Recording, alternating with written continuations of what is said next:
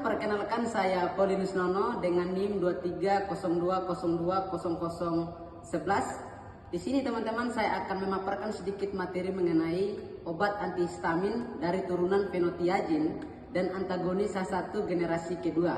Yuk, mari kita simak videonya. Bang Paul, histamin dan antihistamin itu apa? Oh, jadi histamin itu adalah senyawa alami yang ada dalam tubuh kita, dan ini dapat menimbulkan reaksi alergi ketika dia terpapar dengan debu, dengan serbuk sari, maka dia akan menimbulkan reaksi alergi. Dia keluar dari sel mats dan sel basofil. Ketika dia keluar, dia akan menempel pada reseptor. Misalnya pada kulit, dia menempel, maka bisa terjadi gatal-gatal. Dia menempel pada hidung, maka kita akan bersin, gitu. Obat antihistamin itu adalah obat yang memblokir histamin tersebut agar tidak bertemu dengan reseptor. Jadi itulah fungsi obat antihistamin itu. Turunan fenotiazin itu obat apa? Oh, jadi turunan fenotiazin itu adalah obat yang mengandung senyawa heterosiklik yang mengandung gugus, sulfur dan nitrogen sebagai antipsikotik. Jadi antipsikotik itu adalah obat yang digunakan untuk mengatasi gangguan jiwa berat seperti halusinasi, delusi, ya, dan juga obat ini cocok untuk mengatasi bipolar.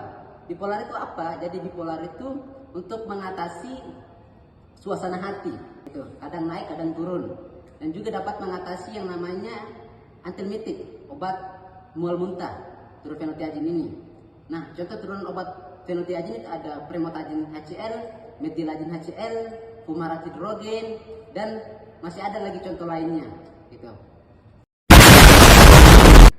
Baik teman-teman, di sini saya akan menjelaskan hubungan struktur dan aktivitas dari obat turunan fenotiazin. Di sini adalah salah satu contoh obatnya, promethazine HCl, ya.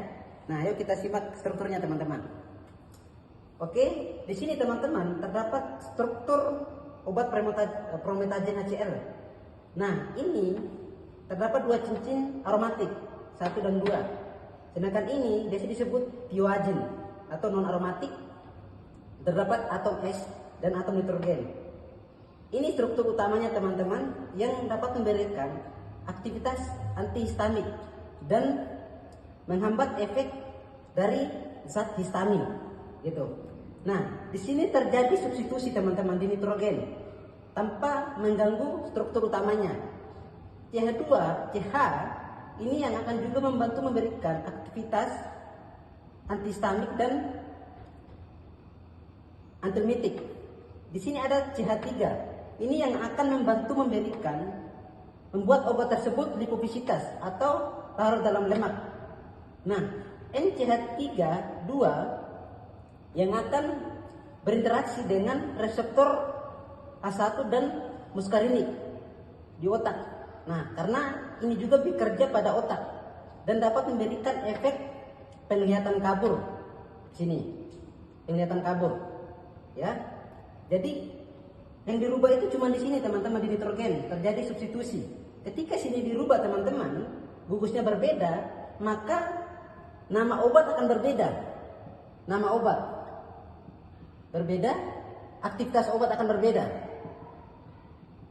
dan durasi kerja obat juga akan berbeda.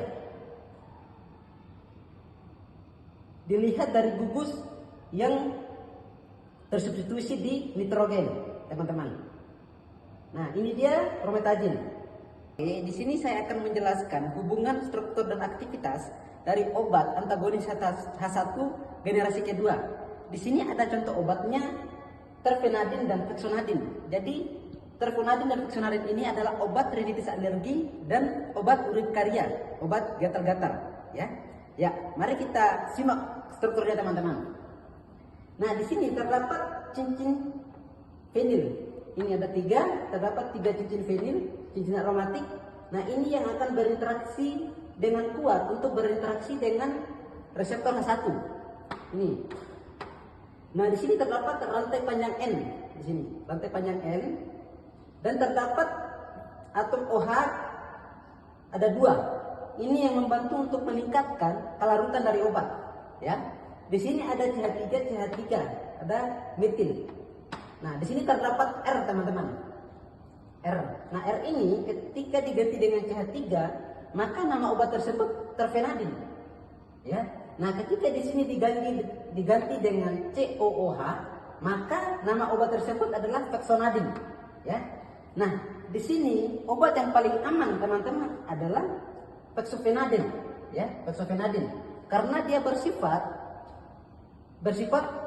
polar dan tidak menembus sawar darah otak, ya, sehingga tidak menimbulkan efek sedasi, dan dia ini aman untuk jantung teman-teman, aman untuk jantung. Fexonadin aman untuk jantung. Nah, di sini ada R, CH3. Jika diganti dari CH3 sini, maka nama obatnya terfenadin teman-teman. Nah, terfenadin ini CH3 ini bersifat nonpolar dan lipofilik, dapat menembus sawar darah otak. Nah, sehingga bisa menyebabkan efek yang cukup besar kardiotoksik dan tidak aman untuk jantung teman-teman buat ini, karena dia berinteraksi dengan kanal positif di jantung. Ya, ketika di sini diganti dengan CH3. Nah, jadi obat yang paling aman teman-teman itu ada COH. Ketika di sini adalah COH, asam karboksilat, maka fexofenadin. Dan terfenadin ini sudah ditarik dari pasaran teman-teman karena tidak baik, ya, karena memberikan efek pada jantung, kardiotoksik. Oke, terima kasih teman-teman sudah menyimak videonya. Semoga penjelasannya bisa dimengerti. Ya, apabila ada kesalahan kata mohon dimaafkan. Terima kasih.